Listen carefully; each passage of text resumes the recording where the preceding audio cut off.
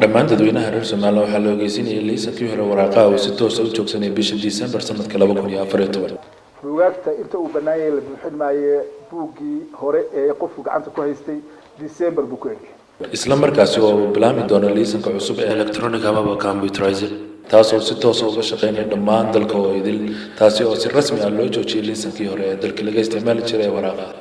waxay noqon doonaan waxa la isticmaali doonaa dhammaan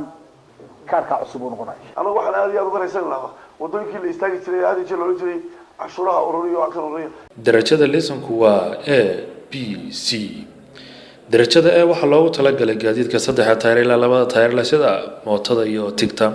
darajada B waxaa loogu talagalay gaadiidka dhexe sida Land Cruiserada noohooyinka iyo gaadiidka kale ee yar ee personalka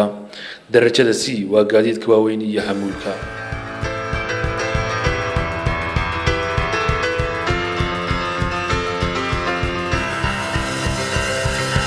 بلنكين والي